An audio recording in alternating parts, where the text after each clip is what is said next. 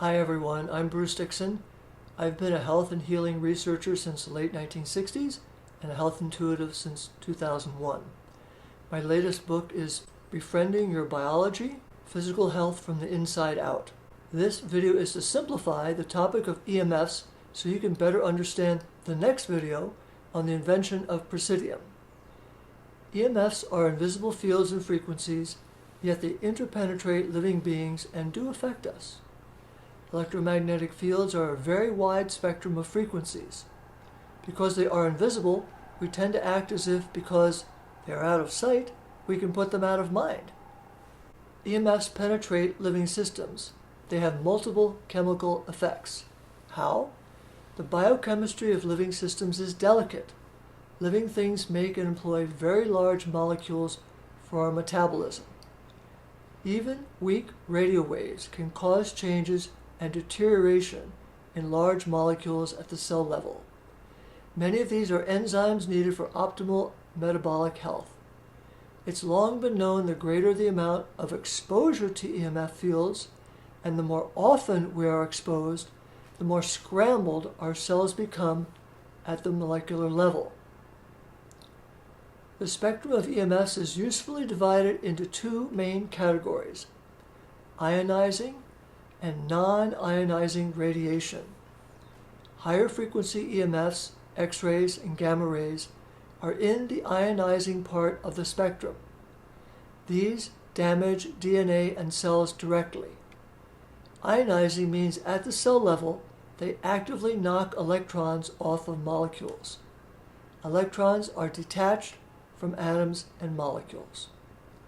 You may ask, so what? Who cares if a few electrons get kicked off my atoms and molecules? Out of sight, out of mind, right? You may want to care because this is what radiation sickness is.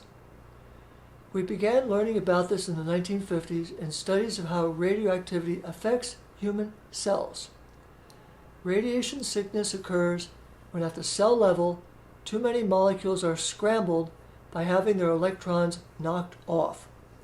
When you go to the dentist, the X-ray tech wears a lead vest and puts one on you to reduce disruption of your cells by random X-rays scrambling your atoms and organic molecules.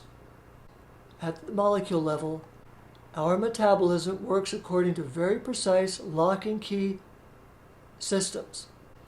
When electrons are knocked off of a molecule, two things happen. First, the freed electron is now a free radical, capable of disrupting another molecule by joining it where it should not be. Additional destructive radicals are formed through various downstream chemical interactions. Second, the atom or molecule it is knocked off from is now incomplete. In many cases, the protein with an electron knocked off becomes unusable by the body for the purpose it was designed for. The chemical lock and key system now works poorly or not at all. This especially affects large molecules. Humans have more large molecules than all lower life forms. Many large molecules are enzymes necessary for facilitating vital cell activity. The second EMF category is non-ionizing radiation. These lower energy fields and frequencies cannot disturb and distort molecules as radioactivity does, and yet they are disturbing enough to create more free radicals in our body. Most of you know about free radicals. Not all, but the majority of free radicals are bad for life. They interfere with healthy chemical reactions, interactions, and the lock and key systems. Since we cannot see EMFs, this brings us to the question, how dangerous are EMFs? If you look online, 100 charts and graphs promote the idea the initial frequency used in 5G cell phones are non-ionizing EMFs.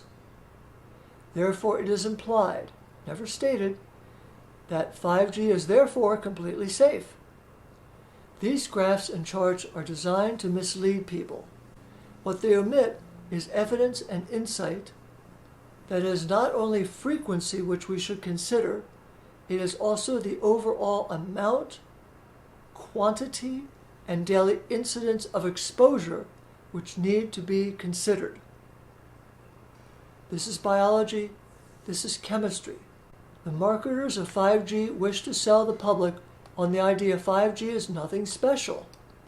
However, any increase in exposure to additional EMFs our biology is not prepared for increases free radical production. This is why some cities and some countries in Europe have passed laws to limit and slow down 5G rollout.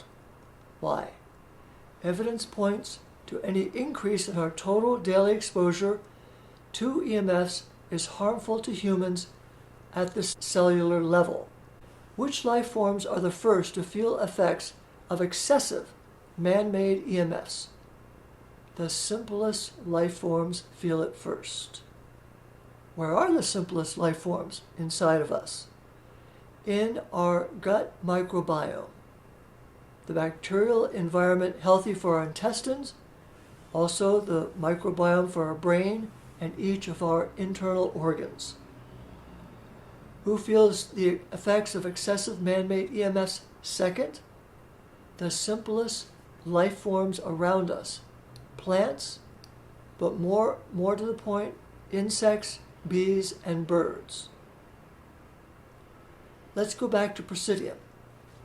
At the time of this video, the product was only a few months old. Benefits reported by a very small group of users can be considered anecdotal, pending more studies. However, the idea of looking for the most radiation-resistant microbes, complexing them with silica, so the transfer of the superpower of radiation resistance to human cells is a genius idea. Any increase in radiation resistance to EMFs is a good guess why the early adopters of Presidium are feeling better. Stay tuned for more research evidence and user testimonials. Okay to post questions below.